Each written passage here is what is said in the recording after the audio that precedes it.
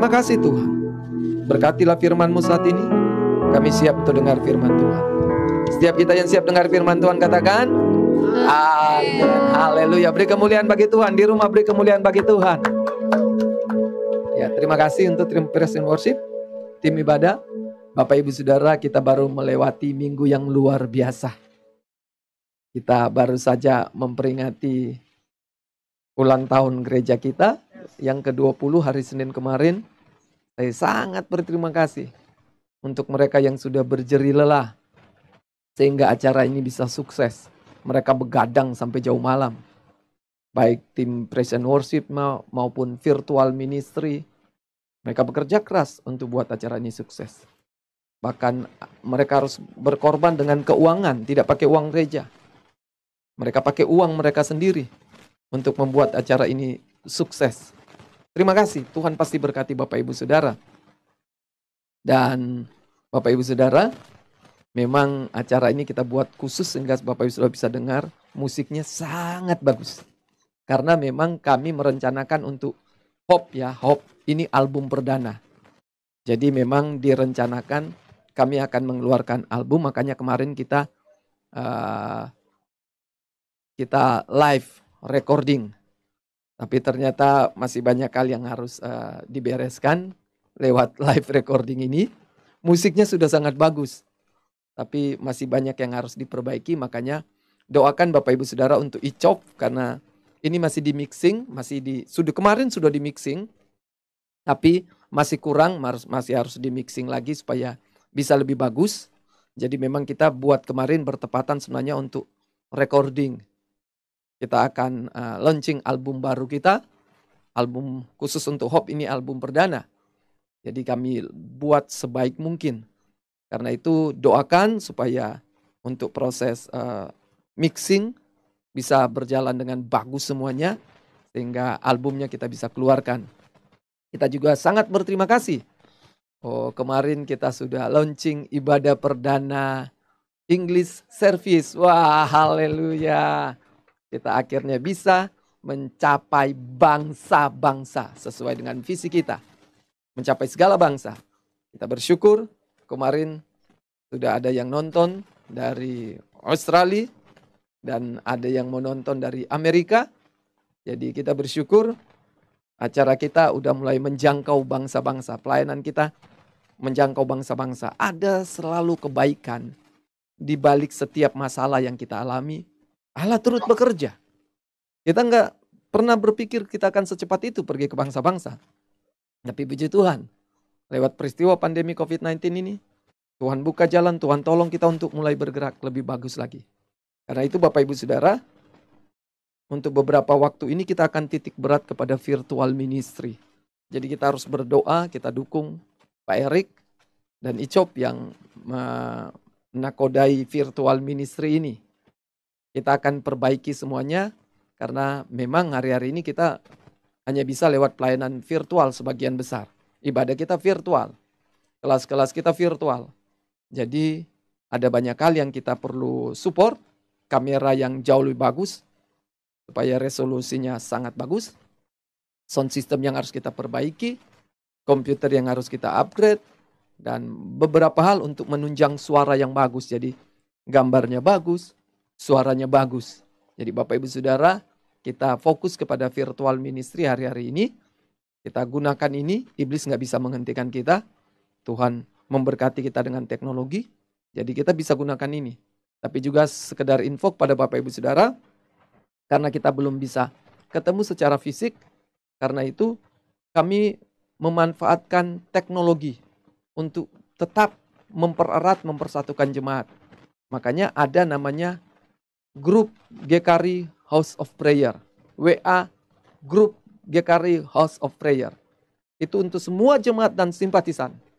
Silakan gabung di tempat di situ. Jadi kalau ada jemaat kita atau simpatisan kita belum gabung, kita masukkan mereka ke situ. Jadi sampai Bu Nunung aja dari Malang, karena masih sebagai jemaat kita, hanya karena tinggal di Malang nggak bisa beribadah bersama, kita masukkan ke grup tersebut. Jadi kita manfaatkan grup ini, sehingga kita tetap bersatu satu sama lain. iblis tidak bisa menipu kita. Amin. Ya, Bapak Ibu Saudara, hari ini saya ingin bicara tentang setiap orang harus menentukan hidupnya sendiri.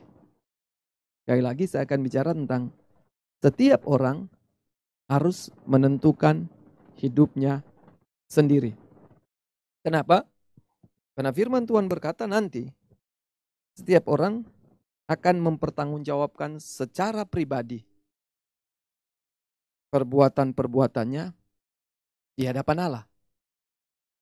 Kita akan dihakimi sesuai dengan perbuatan-perbuatan kita, bukan perbuatan kami, perbuatan seorang.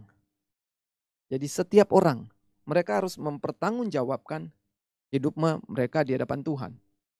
Bapak Ibu Saudara, tidak bisa diwakili oleh gembala saudara, pastor saudara, PKS saudara. Tapi Bapak Ibu Saudara lah yang kemudian harus mempertanggungjawabkan apapun yang kita lakukan di bumi ini. Karena itu kita perlu membawa orang-orang supaya mereka bisa membuat pilihan yang tepat, keputusan yang tepat. Hidup kita itu ditentukan atau hasil dari pilihan-pilihan yang kita buat. Jadi hidup kita hari ini adalah puluhan pilihan-pilihan yang kita putuskan sebelumnya. Dan Tuhan sudah menciptakan manusia sebagai makhluk yang bebas untuk memilih.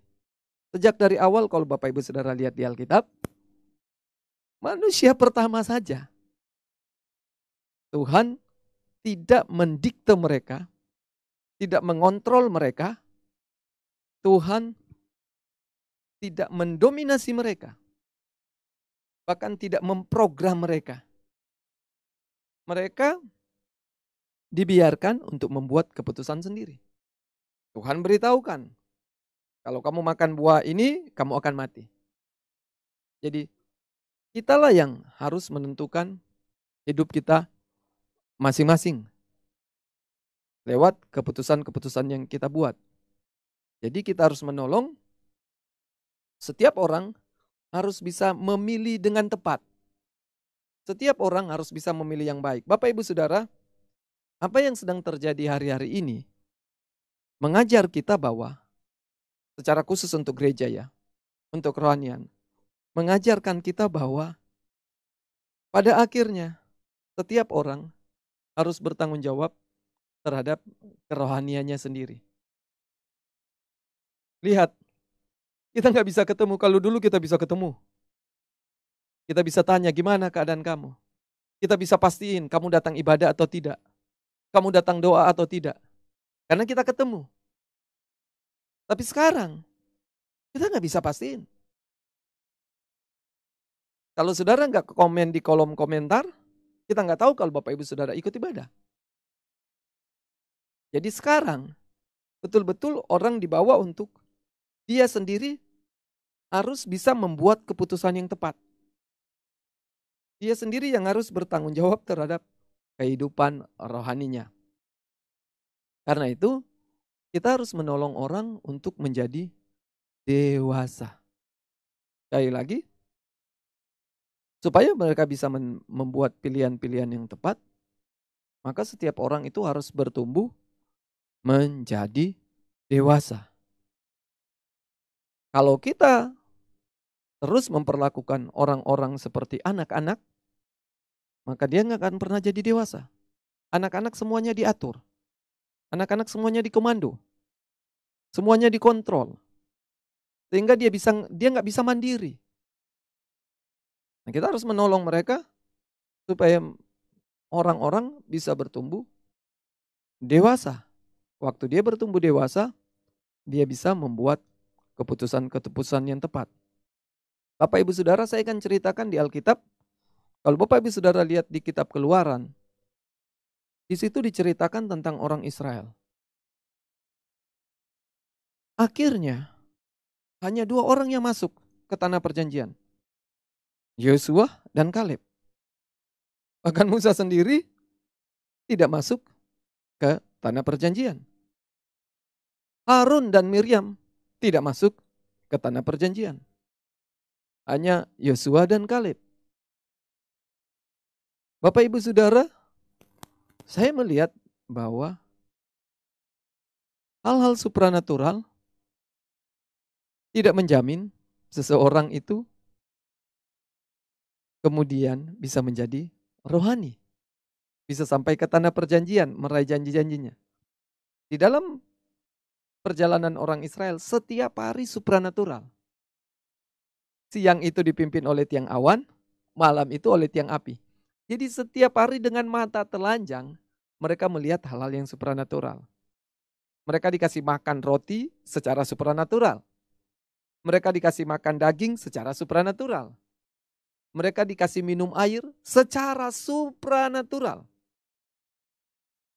Ternyata hal-hal yang supranatural itu tidak menjamin untuk mereka sampai ke tanah perjanjian. Tidak menjamin untuk mereka jadi dewasa. Tidak menjamin untuk mereka bisa menentukan pilihan dengan tepat. Kedua, punishment, judgment, hukuman, penghakiman. Itu pun tidak menjamin mereka untuk mereka sampai ke tanah perjanjian.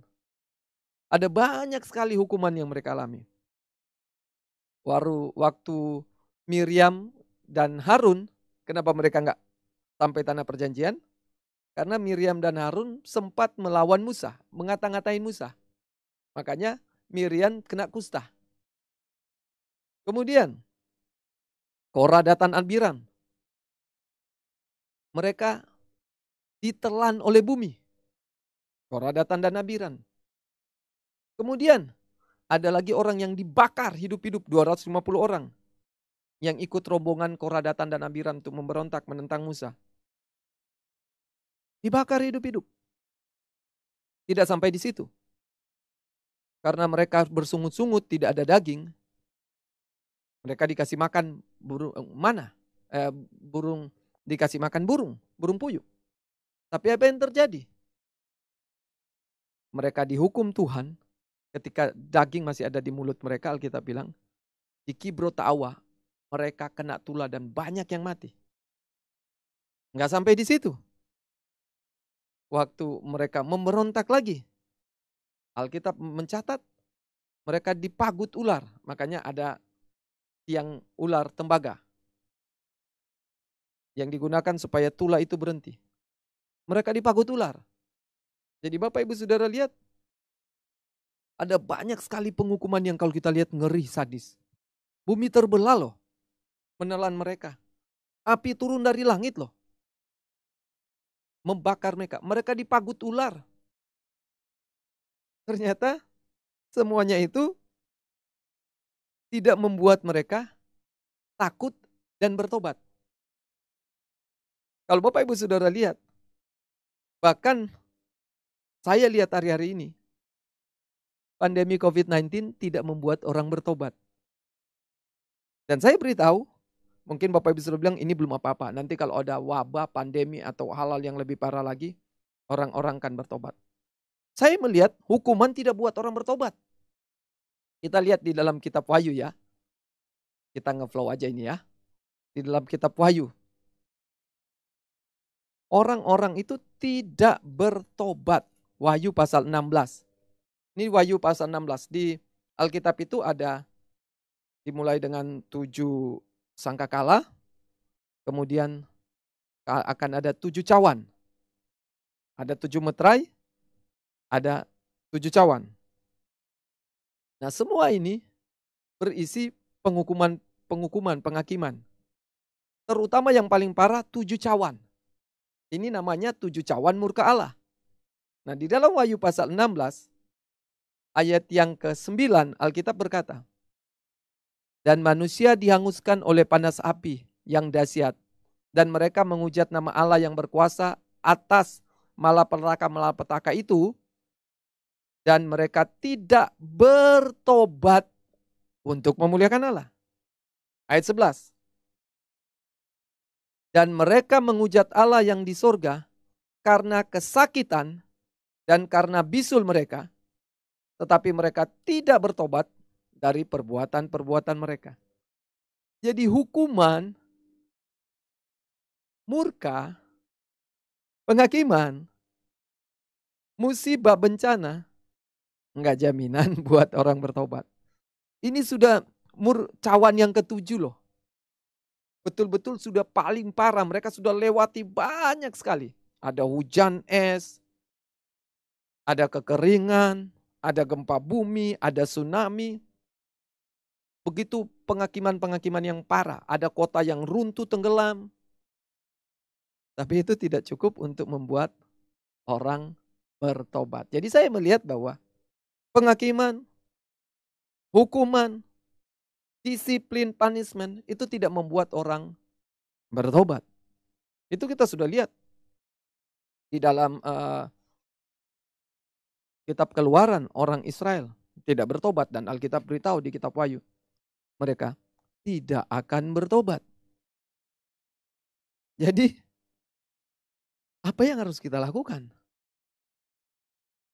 Orang itu harus jadi dewasa. Nah, supaya orang bisa menjadi dewasa, maka orang tersebut harus dibawa mengenal dan mengalami Tuhan. Saya melihat hari-hari ini bahwa setiap jemaat Hope itu harus dibawa, mereka harus mengenal dan mengalami Tuhan secara pribadi. Makanya visi kita, jemaat yang mengenal dan mengalami Tuhan, bertumbuh, diberkati dan memberkati. Jadi setiap jemaat mereka harus dibawa secara pribadi. Sebagai gembala, tugas saya adalah membawa saudara kepada Tuhan, bukan kepada saya. Membawa saudara ikut Tuhan, bukan ikut saya. Karena saya tidak bisa mempertanggungjawabkan saudara di hadapan Tuhan. Yesuslah pembela kita di sorga. Alkitab berkata bahwa Yesuslah yang membela kita. Iblis mendakwa kita siang dan malam. Tapi di sorga Yesus berdiri di sebelah kanan Allah Bapa. Dan dia, Ibrani bilang, menjadi pembela bagi kita siang dan malam. Makanya tugas saya adalah membawa saudara kepada Yesus. Saudara harus mengenal Yesus. Jangan bergantung pada orang. Bapak Ibu Saudara, mungkin Bapak Ibu Saudara berpikir Musa gagal karena dia harus memimpin 3 juta orang sendirian. Tidak. Setelah dia dinasehati oleh Yitro, dia kemudian mengangkat pemimpin 1000, pemimpin 100, pemimpin 50, sampai pemimpin 10 orang. Jadi Yitro menasihati supaya Musa dapat mengcover semua orang Israel. Kalau mereka ada masalah, mereka harus dihakimi, maka mereka nggak perlu datang pada Musa. Harus diangkat. Lihat, diangkat. Ada pemimpin 1000. Ada pemimpin 100. Ada pemimpin 50. Sampai ada pemimpin 10 orang. Sudah sampai kelompok terkecil persis seperti sekarang. PKS Bapak Ibu Saudara. PKS nggak bisa jamin Bapak Ibu Saudara. Tidak cukup di situ. Alkitab mencatat Musa mengangkat 70 tua-tua. 70 tua-tua. Dan tua-tua ini oleh Tuhan, Tuhan suruh pada Musa, Musa, pengurapan yang aku taruh ke kamu, roh yang aku taruh kamu, taruh juga sebagian ke mereka. Makanya Tuhan taruh sebagian kepada mereka. Sehingga Alkitab mencatat mereka bernubuat seperti Nabi. 70 orang tua-tua ini bernubuat seperti Nabi.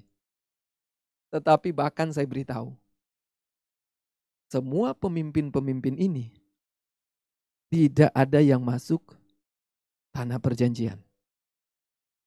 Cuma siapa yang masuk? Yosua dan Kaleb. 70 tua-tua loh. Mestinya mereka bisa masuk juga ke tanah perjanjian. Tapi mereka semua dihukum Kenapa? Karena mereka tidak menjadi dewasa. Orang yang tidak dewasa mereka bersungut-sungut, orang yang tidak dewasa mereka memberontak. Jadi kita lihat, sampai penghakiman, sampai kekerasan pun tidak bisa membuat orang bertobat. Bahkan kemarahan tidak berhasil. Musa, Bapak Ibu Saudara lihat, karena dia marah, Tuhan bilang, Musa cuma sampai di sini kamu. Kamu naik ke Bukit Nebo, kamu lihat tanah perjanjian, setelah itu sudah. Aku akan mengangkat kamu, mengambil kamu. Kamu mati di sini. Jadi bahkan sampai Musa pun sendiri pemimpin, dia nggak masuk. Karena dia emosi, dia marah. Makanya sebagai pemimpin-pemimpin kita mulai latih sekarang. Kita nggak bisa memimpin orang dengan kemarahan. Kemarahan nggak bisa mengubah orang. Malah itu akan merugikan diri kita sendiri. Kita nggak bisa masuk tanah perjanjian.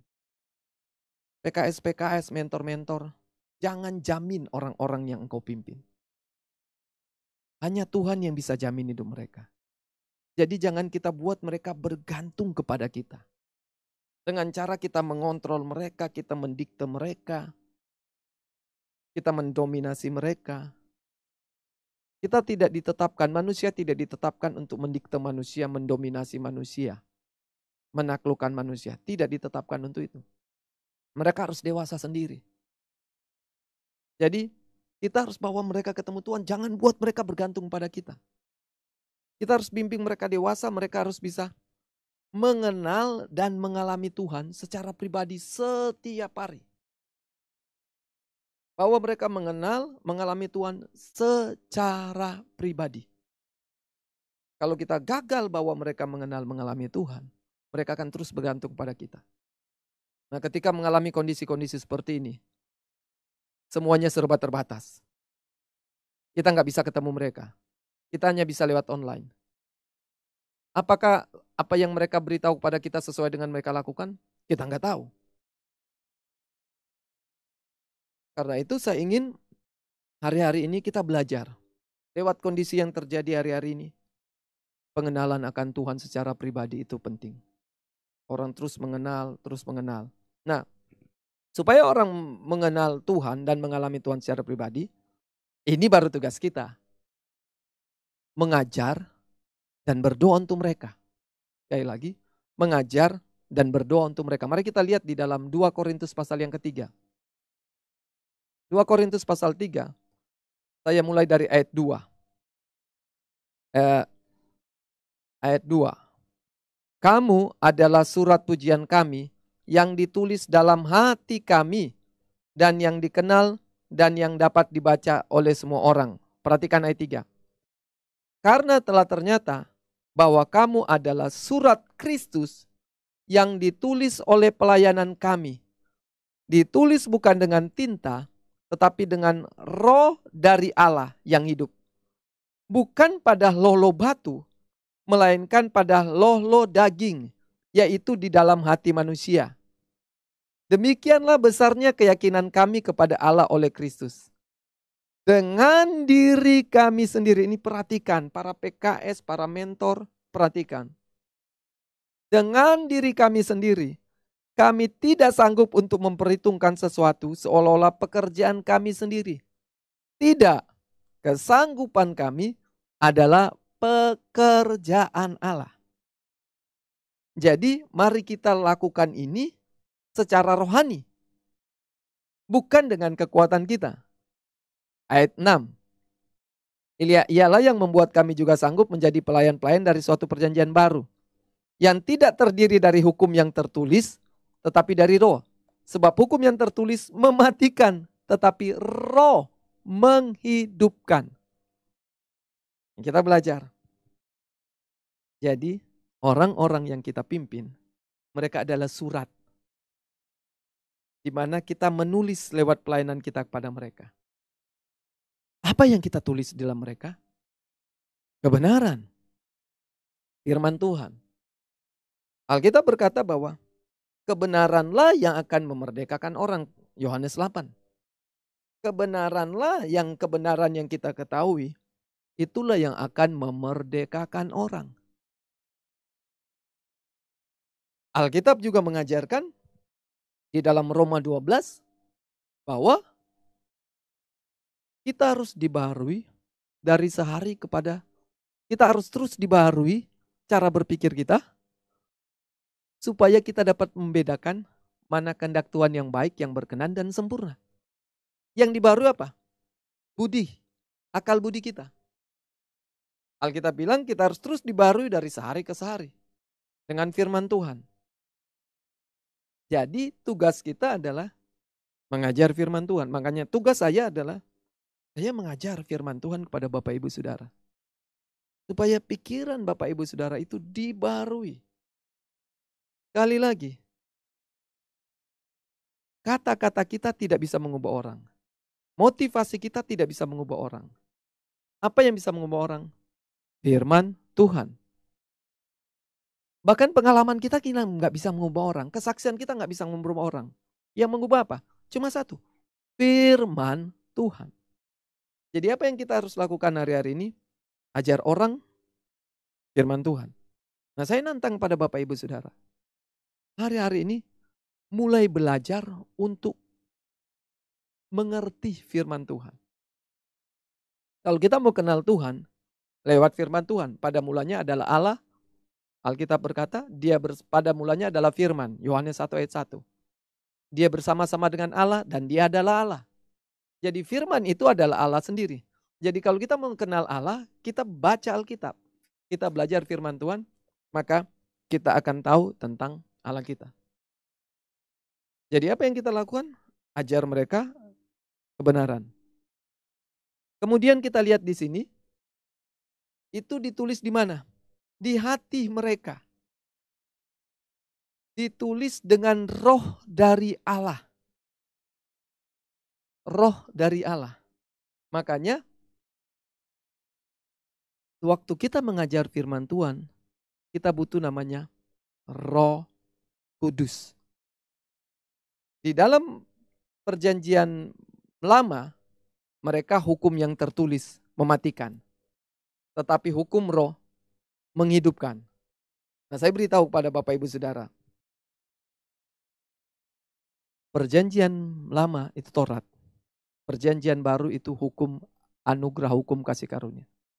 Sebenarnya lebih berat hukum kasih karunia daripada hukum Taurat. Perhatikan. Lebih berat hukum kasih karunia daripada hukum Taurat. Tapi karena hukum Taurat itu adalah hukum roh dan itu ditulis di dalam hati kita, itu menjadi menghidupkan. Tapi kalau hukum yang tertulis itu mematikan. Saya jelaskan bahwa hukum perjanjian baru itu lebih berat sebenarnya. Di perjanjian lama bilang begini. Kalau kita bersetubuh dengan orang yang bukan pasangan hidup kita, maka kita dinamakan berbuat zina. Di perjanjian baru, kita belum secara fisik bersetubuh. Kita hanya melihat dengan mata kita kemudian kita mengingininya. Alkitab bilang kita sudah berzina. Di Taurat, kita disebut membunuh orang kalau kita bikin mati orang tersebut. Di perjanjian baru, hanya dengan membenci, kita sudah membunuh. Di Taurat, perjanjian lama, kita disuruh beri perpuluhan. Di perjanjian baru, Alkitab bilang, kalau kamu mau sempurna orang muda yang kaya. Dia bilang, saya sudah buat semuanya ini. Yesus bilang, kalau kamu mau sempurna, jual semua harta milikmu, bagikan pada orang miskin, ikut aku. Apa yang Yesus sedang ajarkan? Yesus sedang mengajarkan bahwa semua adalah Tuhan punya, persembahkan untuk Tuhan. Kita bukan pemilik di perjanjian baru. Kita bukan pemilik, tapi kita cuma bendaharanya Tuhan. Jadi saudara lihat, ada hal-hal yang berbeda di perjanjian lama dan perjanjian baru. Jauh lebih berat di perjanjian baru. Tetapi justru kenapa kita bisa berhasil di perjanjian baru? Karena ini bicara tentang hukum roh. Bukan lagi bicara tentang hukum yang tertulis. Tapi itu ditulis di dalam hati kita sehingga itu bisa menghidupkan. Makanya kita jangan terjebak di perjanjian baru ini kita buat Taurat-Taurat baru. Kita menjadi legalis, membuat hukum-hukum yang baru, yang kemudian orang nggak bisa melakukannya. Sehingga mereka berdosa karena hukum-hukum yang kita buat. Padahal itu nggak ada di Alkitab. Tapi kita buat. Kita buat peraturan-peraturan sendiri. Gereja menjadi legalis. Gereja terjebak dalam rutinitas. Dan rutinitas itu membuat orang jadi berdosa. Di dalam hukum perjanjian baru, itu bebas, beda. Betul-betul itu dikerjakan dari dalam hati mereka. Makanya Alkitab berkata, di kitab Yeremia, Tuhan akan menuliskan di dalam hati kita kepada umat yang baru nanti, membuat kepada orang Israel nanti akan ada satu umat di mana aku akan menuliskan di dalam hati mereka. Di kitab Yeskel disebutkan bahwa aku akan menaruh roh yang baru, hati yang baru kepada mereka. Karena perjanjian lama gagal. Hukum Taurat itu gagal. Nah, tapi tanpa sadar seringkali gereja membimbing orang secara hukum Taurat. Buat aturan-aturan yang kemudian orang lakukan karena kita awasi, karena kita perintahkan, karena kita wajibkan, karena kita kontrol. Bukan dari hati mereka. Hukum yang ditulis di dalam hati mereka, mereka ngerti, mereka sadar. Enggak cuma sampai di sini, sampai di dalam hati mereka. Sehingga mereka bisa rela melakukan. Bukan karena pekerjaan Roh Kudus yang mendorong mereka untuk mereka lakukan. Tapi karena mereka diawasi, karena mereka dikontrol. Enggak akan berhasil. Hari-hari ini saya lihat enggak akan berhasil. Pada akhirnya setiap orang harus menentukan hidupnya sendiri. Dan Bapak Ibu Saudara, waktu kita mengajar orang ini, saya menjelaskan, kita harus pakai cara roh, cara rohani. Kita nggak bisa pakai cara duniawi. Kenapa? Kita lihat di dalam 2 Korintus pasal 10 ya. 2 Korintus pasal yang ke-10. Saya baca ayat yang ke-3. Memang kami masih hidup di dunia, tetapi kami tidak berjuang secara duniawi. Lihat, Alkitab bilang kita masih hidup di dunia, tapi kita nggak berjuang secara duniawi. Apa yang dimaksudkan yang di konteks ini oleh Rasul Paulus? Kita lihat ayat selanjutnya. Karena senjata kami dalam perjuangan bukanlah senjata duniawi, melainkan senjata yang diperlengkapi, perhatikan, dengan kuasa Allah. Jadi lihat, bukan senjata duniawi, bukan aturan-aturan duniawi, tapi kuasa Allah. Senjata kita kuasa Allah. Makanya saya bilang tadi hukuman, disiplin, dikontrol oleh kita, didikte oleh kita, itu senjata duniawi. Kekuatan kita sendiri itu, bukan kuasa Allah. Nah, Alkitab bilang ini dalam hal apa? Dengan kuasa Allah yang sanggup untuk meruntuhkan benteng-benteng. Saya baca selanjutnya supaya Bapak Ibu sudah ngerti. Kami mematahkan setiap siasat orang dan merubuhkan setiap kubu yang dibangun oleh keangkuhan manusia untuk menentang pengenalan akan Allah. Jadi benteng-benteng di sini adalah siasat, paradigma kita yang menentang kita mengenal Tuhan. Nah, saya beritahu bahwa pengenalan akan Tuhan itu bertumbuh. Pengenalan yang paling dasar adalah lahir baru, terima Yesus. Kemudian kita mengenal baptisan air. Kita mengenal baptisan Roh Kudus. Kita kemudian mengenal perpuluhan. Kita kemudian mengenal tertanam dalam gereja. Kita kemudian mengenal melayani. Kita kemudian mengenal pelepasan, sembuhan ke batin. Tapi pengenalan itu harus terus bertumbuh. Kenapa? Saya beritahu Bapak Ibu Saudara. Keselamatan itu gratis. Tiket untuk ke surga itu gratis. Tapi untuk mempertahankan tiket gratis itu, untuk mempertahankan keselamatan yang kita punya, dibutuhkan karakter. Kalau karakter kita tidak bertumbuh, tidak diubahkan, maka kita bisa kehilangan keselamatan kita. kita bisa diambil tiket kita. Kenapa? Karena perbuatan-perbuatan kita tidak sesuai dengan iman keselamatan kita bahwa kita sudah dilahirkan kembali. Kita adalah manusia yang baru. Makanya kita perlu terus diajar oleh Tuhan, mengenal Tuhan, supaya kita bertumbuh dalam karakter kita. Nah, Alkitab berkata bahwa ada keangkuhan manusia untuk menentang pengenalan akan Allah di setiap level. Di setiap level kita, setiap ada sesuatu yang baru untuk buat kita bertumbuh, selalu ada penentangan-penentangan dari kita sendiri. Apa itu? Paradigma kita, cara berpikir kita. Nah, itulah yang menjadi tembok yang harus benteng yang harus dirubuhkan. Saya baca selanjutnya. Kami menawan segala pikiran dan menaklukkannya kepada Kristus. Jadi kita harus menawan pikiran itu dan kita harus taklukkan kepada Kristus. Nah, bagaimana menawan dan menaklukkan pikiran itu? Tidak bisa dengan kekuatan kita sendiri.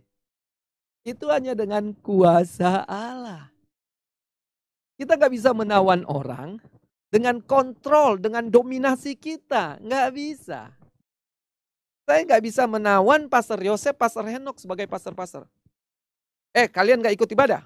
Kalian gak ikut doa? Saya mau kalian ikut doa. Saya mau kalian bangun pagi jam 5. Kalian doa bahasa roh 2 jam ya. Gak bisa. Saya gak bisa bilang kepada staf-staf. Saya mau kalian baca Alkitab. Setiap hari 5 pasal. Saya awasi ya. Gak bisa. Saya bisa ngajarkan mereka, ayo berdoa. Ayo baca Alkitab. Tapi saya gak bisa tawan mereka.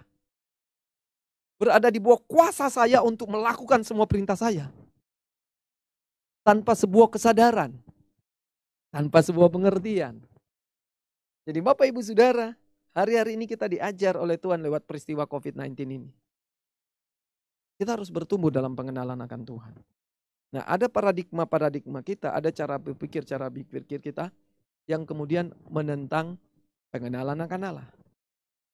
Makanya Alkitab bicara sebagai pemimpin-pemimpin, kita harus berperang bukan dengan senjata duniawi, tapi dengan kuasa Allah. Kalau kita pakai cara-cara duniawi, akan gagal.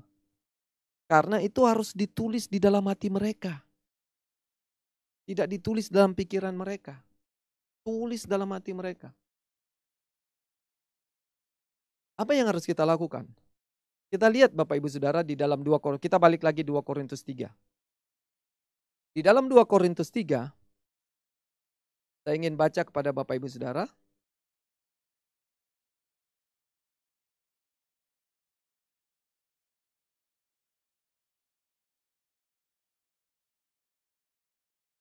Ayat 13. Tidak seperti muka, ayat 14.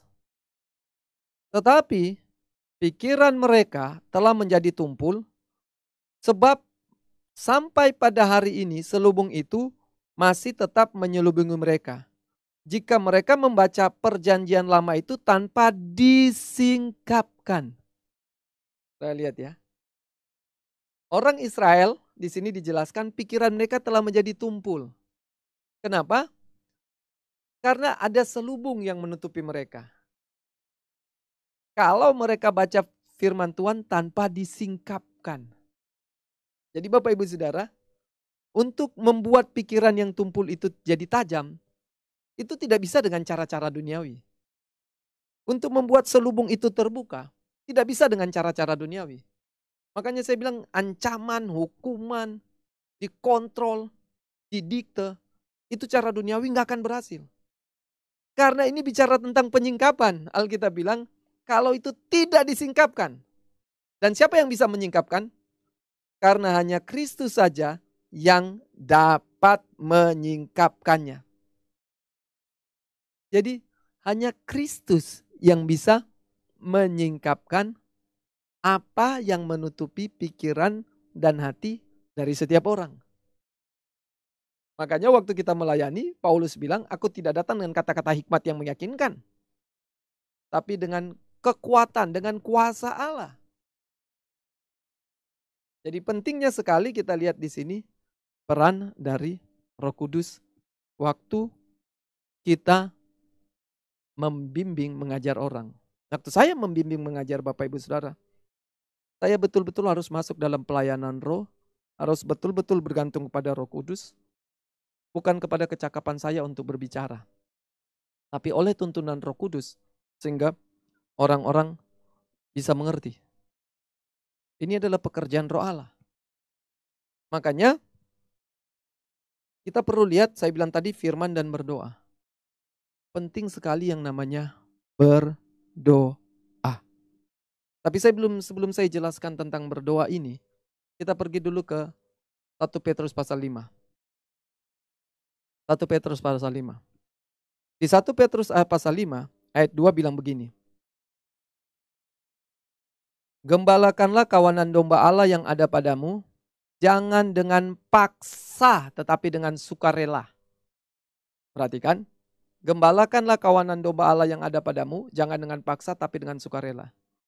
Makson, gembalakan mereka jangan dengan paksa tapi dengan sukarela. Tuhan, saya udah malas mau gembalakan jemaat Tuhan. Banyak yang bandel, banyak yang suka melawan. Ya tapi apa boleh buat lah. Ya udahlah saya harus gembala. Itu namanya terpaksa. Nah saya ngajarin juga PKS mentor. Kalau engkau lihat orang yang suka melawan, kalau engkau lihat orang yang suka memberontak, kalau engkau melihat orang yang tidak sesuai dengan engkau sudah ajarkan firman Tuhan, jangan kemudian, ya udah malas lah, saya nggak mau, biarin aja, buang dia. Atau kalau saudara mau melayani, ya apa boleh buatlah, terpaksa lah. Nanti saya ditanya oleh gembala, saya ditanya oleh para pasar, pemuritan kamu jalan nggak? Komsel kamu jalan nggak? Mereka lakukan dengan terpaksa, nggak bisa. Alkitab bilang di sini harus lakukan dengan sukarela. Saudara, dari mana saudara bisa dapatkan sukarela? Buah roh. Kalau saudara mau melakukan dengan sukarela, itu buah roh. Hasil dari pekerjaan Roh Kudus. Bukan dengan kekuatan kita sendiri. Sesuai dengan kehendak Allah, jangan karena mau mencari keuntungan, tetapi dengan pengabdian diri. Jadi waktu kita melayani mereka dengan pengabdian diri. Lihat, saya suka dengan ayat 3 ini. Jangan kamu berbuat seolah-olah kamu mau memerintah atas mereka. Jadi saya sadar, saya pernah melewati ini dan melakukan ini. Melakukan seolah-olah mau memerintah atas mereka.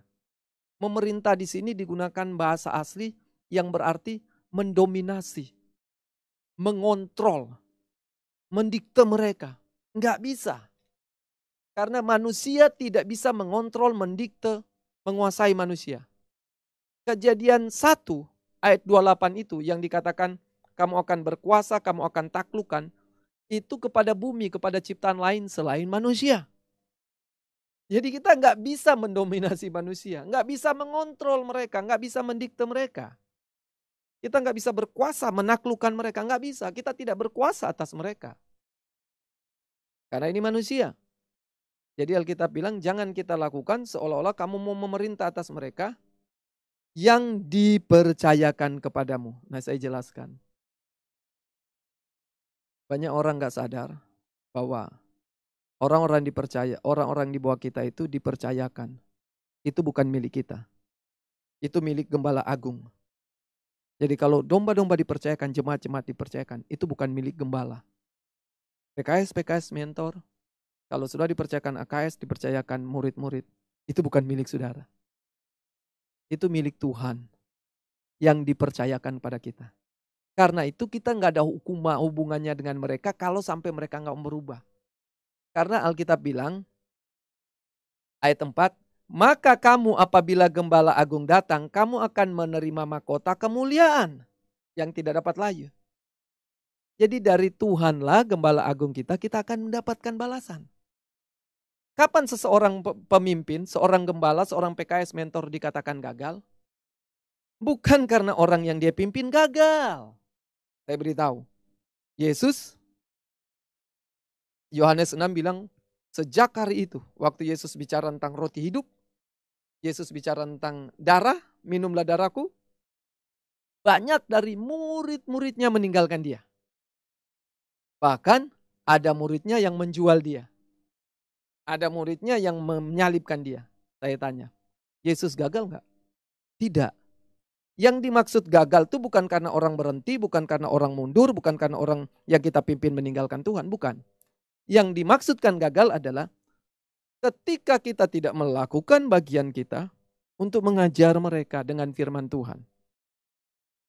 Untuk mendoakan mereka, untuk melakukan tugas yang memang harus kita lakukan sebagai gembala, sebagai pemimpin.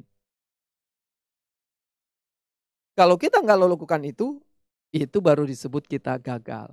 Tapi selama kita lakukan itu, mereka nggak mau dengar, mereka nggak mau lakukan, mereka bukan milik kita.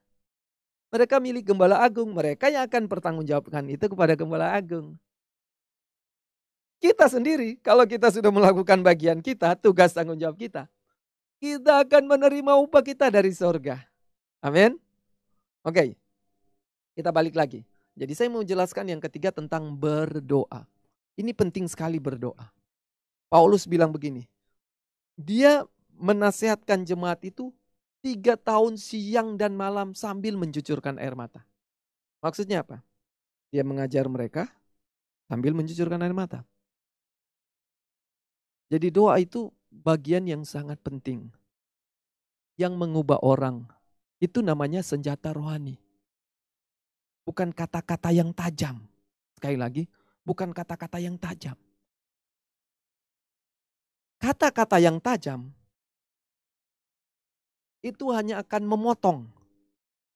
Tidak memisahkan, memotong. Tapi Alkitab bilang, firman Tuhan itu pedang bermata dua. Yang memisahkan sumsum dan tulang-tulang. Pertimbangan jiwa dan roh. Lihat, memisahkan pertimbangan jiwa dan roh. Tapi kalau kata-kata yang tajam, hanya melukai hati. Perhatikan.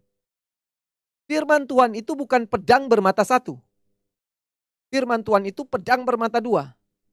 Yang bisa memisahkan pertimbangan hati manusia. Baca di Ibrani pasal 6. Bukan pedang yang melukai hati orang. Makanya saya bilang, hati-hati dengan lidah kita. Hati-hati dengan mulut kita. Sebagai pemimpin kita disuruh untuk menasehati dan menguatkan mereka. Encourage mereka. Menghibur, membangun. Bukan malah menjatuhkan mereka. Menghancurkan mereka. Jadi ini yang harus kita pelajari sekarang di gereja perjanjian baru dengan apa yang sedang terjadi pada hari-hari ini. Kita pergi kepada Paulus. Apa yang dia lakukan? Di 3 jemaat ini dia lakukan 3 hal yang sama. Saya mulai dengan Efesus. Efesus, Filipi, Kolose. Lihat apa yang Paulus lakukan. Efesus pasal yang 1. Efesus 1 ayat yang ke-15 saya mulai. Efesus 1 ayat 15 ini doa untuk pengertian tentang kemuliaan Kristus. Karena itu setelah aku mendengar tentang imanmu dalam Tuhan Yesus dan tentang kasihmu terhadap semua orang kudus, aku pun tidak berhenti mengucap syukur karena kamu dan aku selalu mengingat kamu dalam doaku. Perhatikan. Selalu, bukan sekali-sekali. Selalu mengingat kamu dalam doaku. Inilah rahasia belakang layar yang gak pernah diketahui oleh banyak orang. Kita terlalu banyak berbicara kepada orang. Kita gak pernah berbicara kepada Tuhan tentang orang tersebut.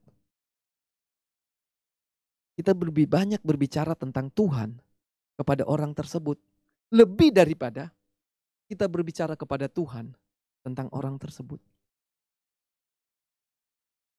Ini sudah tidak ada hubungan dengan kecakapan bicara. Tapi ini bicara tentang sesuatu yang rahasia pribadi dengan Tuhan. Bukan sering-sering. Selalu berdoa. Untuk siapa? Orang kita pimpin. Apa yang dia doakan? Dan meminta kepada Allah Tuhan kita Yesus Kristus, yaitu Bapa yang mulai itu, supaya Ia memberikan kepadamu roh hikmat dan wahyu untuk mengenal Dia dengan benar. Ini yang saya harus bicara, ini yang saya lakukan. Saya berdoa selalu untuk Bapak Ibu Saudara.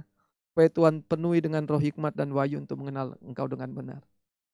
Sebaik apapun saya berkhotbah hari ini, tidak akan bisa mengubah Bapak Ibu Saudara karena kata-kata saya terbatas.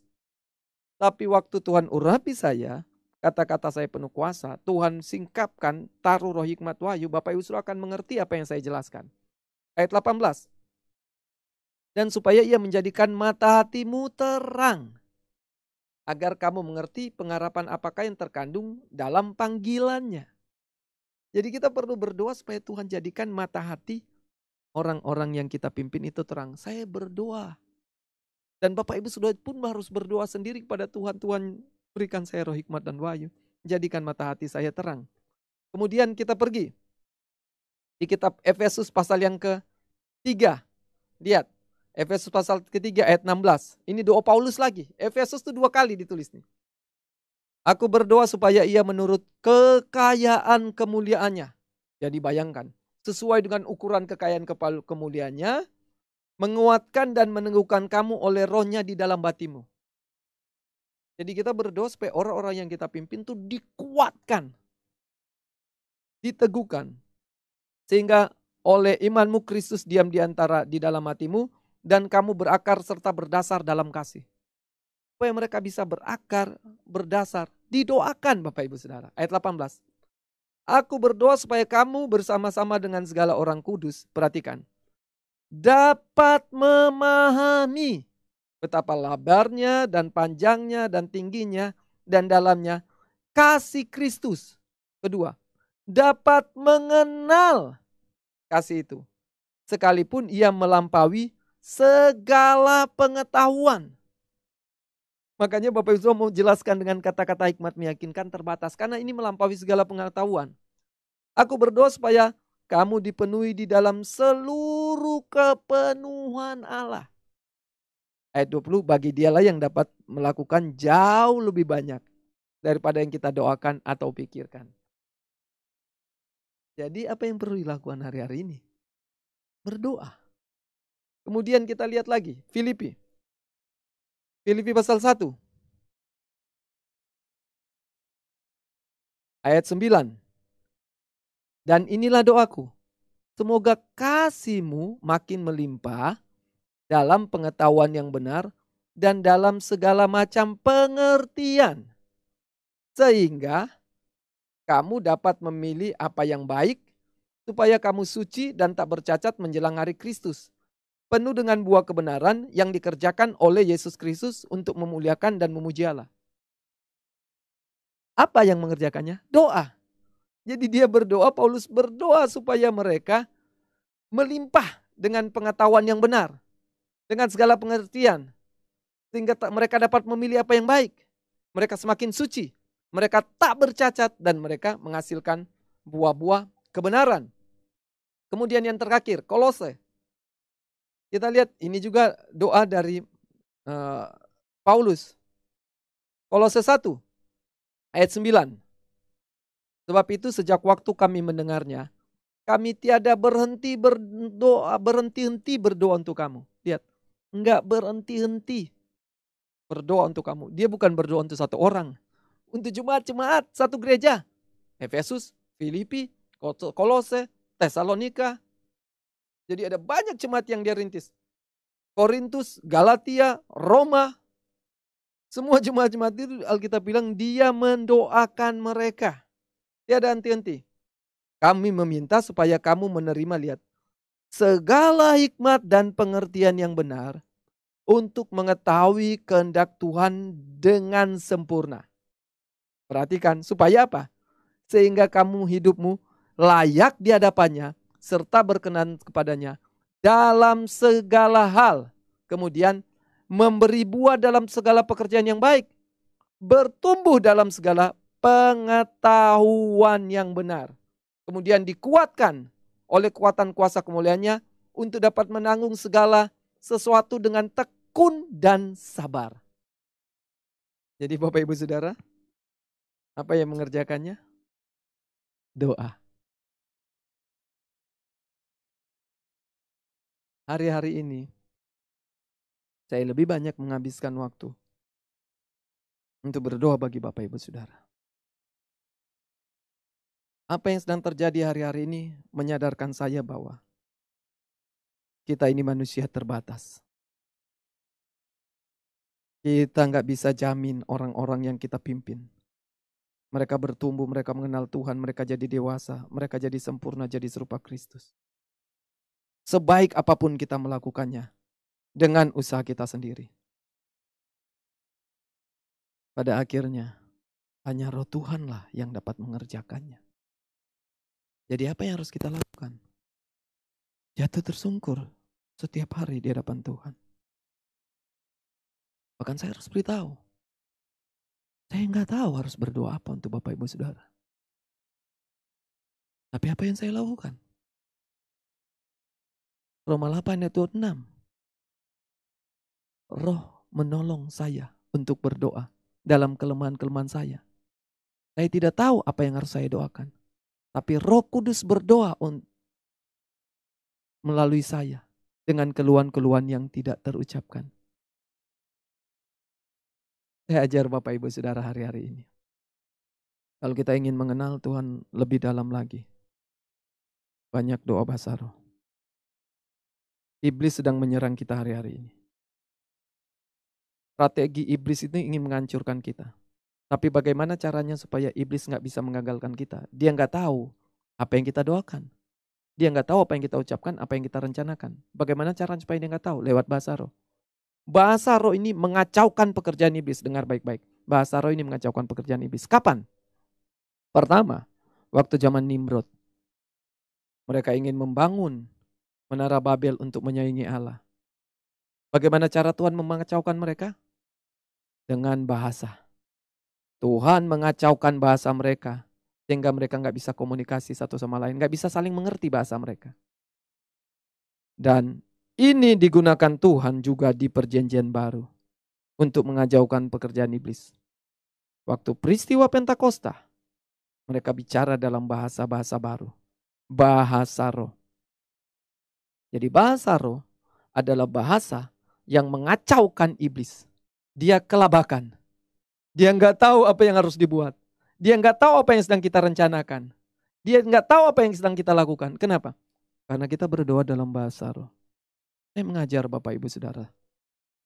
Hari-hari ini banyak berdoa bahasa roh. Saya mengajak PKS, para pastor. Para PKS, para mentor. Banyak berdoa bahasa roh. Daripada kita menggunakan mulut kita yang seringkali bukan pedang bermata dua, tapi pedang bermata satu. Yang tajam, yang justru hanya akan melukai. Tapi kalau pedang bermata dua, memisahkan pertimbangan dan hati, jiwa dan roh. Kenapa? Karena pedang yang tajam bermata dua itu dilumuri oleh minyak Roh Kudus. Berapa banyak kita bicara kepada Tuhan tentang orang yang kita gembalakan, dibandingkan kita bicara kepada orang tentang Tuhan yang kita percayai. Hari-hari ini saya undang pemain musik, saya mau setiap jemaat bertumbuh dalam pengenalan akan Tuhan. Mengenal dan mengalami Tuhan. Pada akhirnya, kalau Bapak Ibu sudah bisa mengenal dan mengalami Tuhan, maka Bapak Ibu Saudara akan kuat menyelesaikan perjalanan. Tidak akan berhenti. Kenapa? Daniel 11 ayat 32. Umat yang mengenal Allahnya akan tetap kuat dan bertindak. Jadi Bapak Ibu Saudara, hanya umat yang mengenal Allahnya yang akan tetap kuat dan bertindak. Kalau Bapak Ibu Saudara nggak mengenal Tuhan, Bapak Ibu Saudara akan terus bergantung kepada orang lain. Tapi kalau Bapak Ibu Saudara mengenal Tuhan, maka pengenalan akan Tuhan itu akan menolong Bapak Ibu Saudara, akan memimpin Bapak Ibu Saudara.